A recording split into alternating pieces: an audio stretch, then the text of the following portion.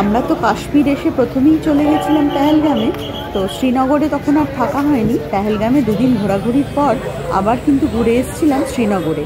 আর শ্রীনগরে তখন আমরা রাতও কাটিয়েছি। শ্রীনগরে যে হোটেলটায় রাত কাটিয়েছিলাম পেহেলগাম থেকে ঘুরে আসার পর, আজকেও কিন্তু সেখানে আমরা নাইট স্টে করব। তো যাই হোক, কালকেই কলকাতা ফিরে যাব, তাই ভাবলাম যে শ্রীনগরের মানে লোকাল মার্কেটে যাব না তাই কি হয়।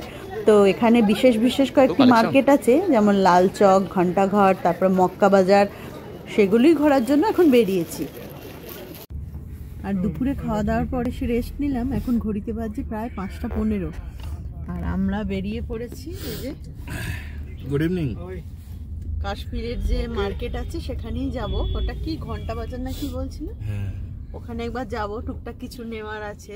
আর ইগ্রিমবি এলো না, বলছে আমরা আর যাবো না, প্রচুর ঘোরা হয়েছে, ওরা ঘরেই রয়েছে দুজন, আর আমরা একটু ঘুরে আসি।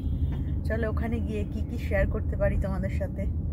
আর এখন আমি আর পিয়ালি চলে এসেছি লাল চক। আর এইখানেই হচ্ছে শ্রীনগরের যে লোকাল মার্কেট দেখাই তোমাদের।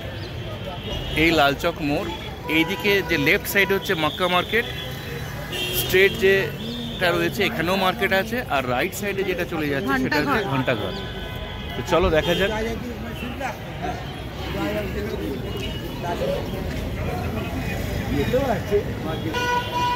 এই হলো শ্রীনগরের মার্কেট, আর এই হলো ঘণ্টাঘর, যেটা দূর থেকে দেখা যাচ্ছে। যতই অনলাইনের দৌলতে আমাদের হাতের মুঠোয় সব জিনিসপত্র চলে আসুক, মানে নিজে দেখে শুনে বাছাবাছি করে কেনাকাটার মজাটাই কিন্তু একটা আলাদা। তার যেখানে বেড়াতে যাব তার আশেপাশটায় কি রয়েছে, কি স্পেশাল পাওয়া যাচ্ছে, সেগুলো তো একটা কিউরিসিটি থেকেই যায়। তো যাই হোক, যাকে নিয়ে এসেছি জানি না কতক্ষণ দাঁড়াতে দেবে, এগুলো আমার একা একা করতেই ভালো লাগে। কিন্তু এখানটা তো পুরোটাই অচেনা, তাই ওর শরণাপন্ন হলাম। আর ইগ্রিমবি কেউই আমাদের সাথে আসেনি, বললামই তো। তো এখানে তো বহু জিনিস দেখছি যেগুলো দেখে চোখ আটকেও যাচ্ছে। আর কাশ্মীর মানেই তো শীতের পোশাক। শীতের পোশাকের সাথে সাথে অনেক কিছু মানে হাতের কাজের জিনিস, কাঠের জিনিস, সব কিছুই কিন্তু মানে আমরা যদিও দেখি বিভিন্ন জায়গায়, কিন্তু এগুলো দেখেও বেশ ভালো লাগছে, চোখ আটকে যাচ্ছে। আর এখানে ওখানে দাঁড়িয়ে পড়ছি। আর কোথাও বেড়াতে গেলে কিছু কেনাকাটি না করলেও তো নয়। এখানের মানুষজনের বেশিরভাগটাই তো মানে জীবিকা নির্বাহ হয় মানে পর্যটনের উপর নির্ভর করে। আর শুধু কাশ্মীর কেন, এমন অনেক জায়গা আছে যারা পর্যটকদের নিয়েই বেঁচে থাকে। তাই আমার মনে হয় যেখানে যাব কিছু না কিছু তো কিনে আনবই।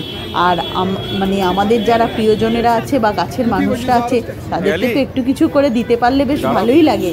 যাই হোক, সেই উদ্দেশ্য নিয়েই তো বেরিয়েছি। এদিক ওদিক দেখছি, কোথাও দাঁড়িয়ে পড়ছি, আবার কোথাও একটা নতুন জিনিস দেখছি। আর বেশিরভাগই কিন্তু এখানে বললামই তো পর্যটকরা রয়েছে, আর অনেক বাঙালিরাও রয়েছে যারা কলকাতা থেকে এসছে বা মানে আশেপাশের জায়গা থেকে এসছে। আর এখন তো কাশ্মীরের পিক টাইম, ওই জন্য মানুষজনেরও ভিড় রয়েছে। আর এখানটা এসে বেশ ভালো লাগলো। এই যে ঘণ্টাঘর রয়েছে, তো এখানটা অনেকক্ষণ টাইম কাটানো যায়।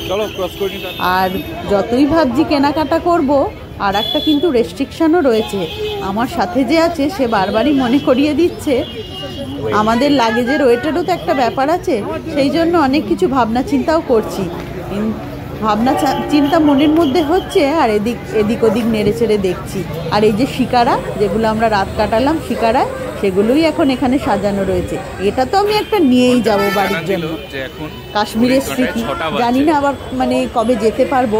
আর কাশ্মীর যে একবার গেছে মানে না যাওয়া একরকম ভূস্বর্গ। হ্যাঁ, সত্যিই খুব সুন্দর।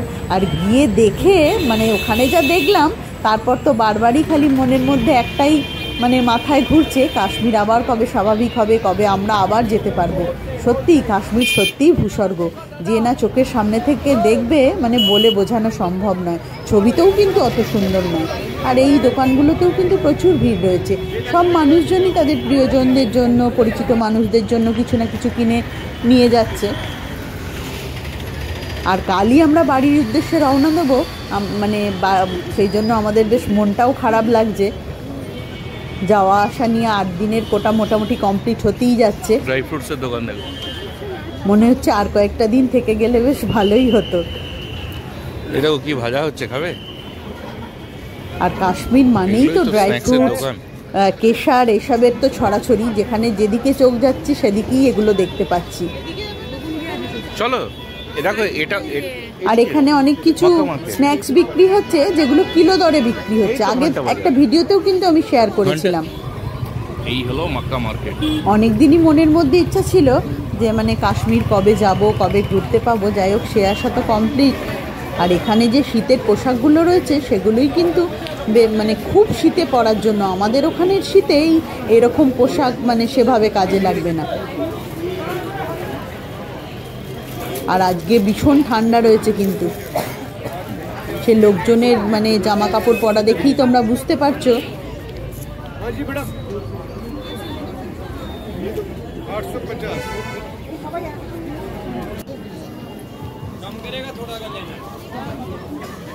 আর রিম্বি বলেছে ওর মানে আসার সময় আমার জন্য কিছু নিয়ে আসবে, সেটাই একটু দেখছি। আর রিম্বির কিন্তু কোনো ইন্টারেস্ট নেই যে কিছু কিনে নিয়ে যাবো বা কিছু। ওরা বলছে না না, আমাদের সেইভাবে কিছু প্রয়োজন নেই, তোমরা যা পারো কেনো, আমরা আর ঘুরতে পারছি না। আসলে আজকে তো আমরা অনেক আগেই সকালে উঠেছিলাম। গুলমার্গে তো আমরা বলেইছিলাম যে রাত্রির প্রায় 3:30 পৌনে 4টায় উঠেছি।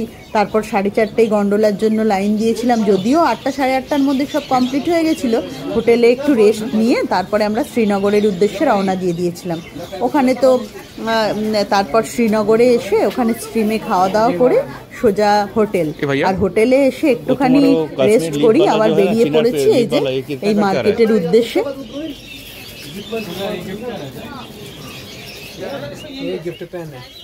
पेन पेन है, एक बार दिखाओगे? ओके, ये कितना करके? আর এই ঘোরাঘুরি করছি আর মনের মধ্যে একটাই খালি মানে কথা মনে হচ্ছে যে তখনও কিন্তু আমরাও জানতাম না, আর যারা এখানে মানে সমস্ত দোকানদাররা রয়েছে ব্যবসা করছে তারাও কিন্তু ঘুণাক্ষরেও জানতো না যে এরকম একটা পরিস্থিতি আসবে। সত্যি অবাক কাণ্ড, কিছুদিনের মধ্যে যে কি হয়ে গেল, সমস্ত যেন লণ্ডভণ্ড হয়ে গেল। আবার যে কবে সব পরিস্থিতি স্বাভাবিক হবে। যদিও বলছে কাশ্মীর অনেকটাই স্টেবল হয়েছে, স্কুল টুলগুলো খুলে দিচ্ছে, কিন্তু মানুষের মনের মধ্যে একটা আতঙ্ক থেকেই যাচ্ছে। মানে ভূস্বর্গ দেখার জন্য তো মানুষ পাগল, কিন্তু একটা মনের মধ্যে ভয় এমন কাজ করছে। সবাই আর ছোট বাচ্চা টাচ্চাই হোক বা নিজেরাই হোক, যেতে খুব একটা সাহস পাচ্ছে না। মার্কেটটা এতই বড়, ঢুকলে ডিসাইড করতে পারবে না কি নেবে আর কি নেবে না। আর ম্যাক্সিমাম কালেকশনই হচ্ছে বিভিন্ন শীতের পোশাক। খুব ভালো ভালো জিনিস এখানে রয়েছে।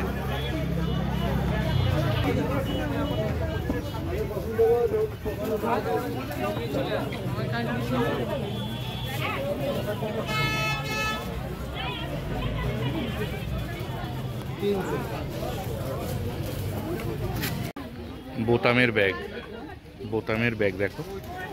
তবে যাই হোক, আশা রাখছি যে কাশ্মীর আবার সব স্বাভাবিক হয়ে যাবে, আরও মানুষজন কাশ্মীরে যাবে। আর কাশ্মীরকে ছাড়া তো ভারতবর্ষ সত্যিই ভাবা যায় না। যার জন্য এত লড়াই, এত সংগ্রাম, তাকে তো আমাদের ধরে রাখতেই হবে। তো যাই হোক, কাশ্মীর তো আমাদের ভারতেরই অংশ, আর কাশ্মীরকে ছাড়া ভারত ভাবাই যায় না।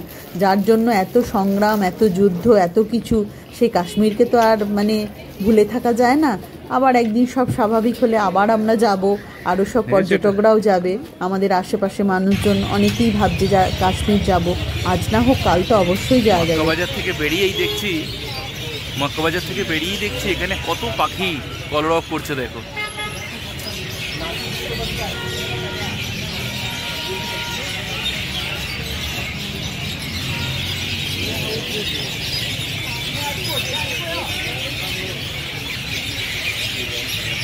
বাহ বাহ, ঝগড়া লেগেছে গো।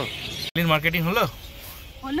তুমি তো তাড়াতাড়ি করছো, চলো চলো। তোমার এই হলোটার মধ্যে কিন্তু লুকিয়ে আছে হলো না।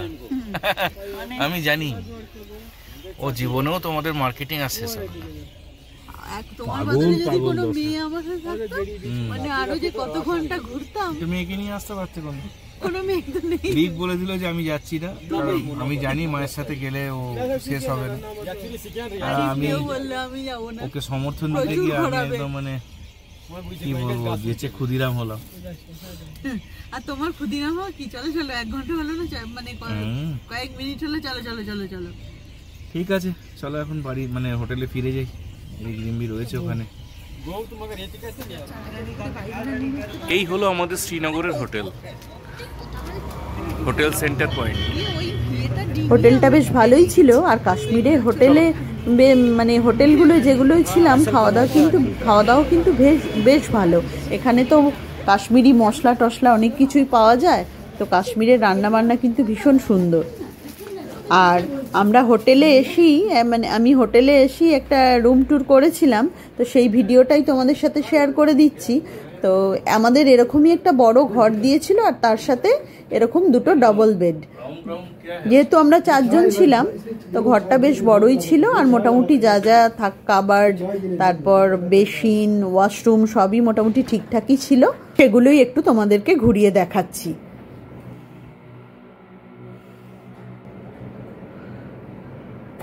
আর রুম সার্ভিসও কিন্তু ভালো ছিল, আর একটা ছোট ফ্রিজও ছিল। যদিও যা ঠান্ডা, আমাদের মতো মানুষজনের ফ্রিজ আর মানে লাগে না, গরমকালে না হয় একটু ঠান্ডা ঠান্ডা জল খেতাম।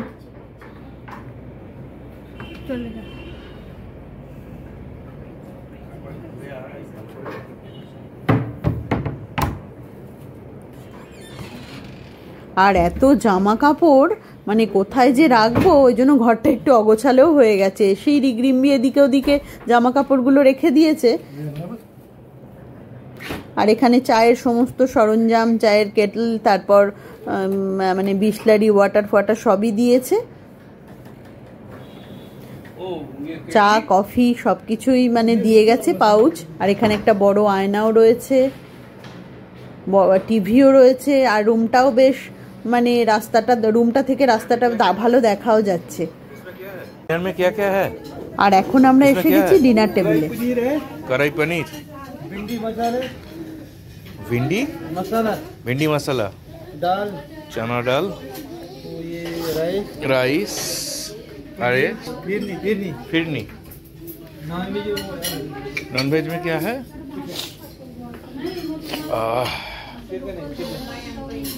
Okay, good.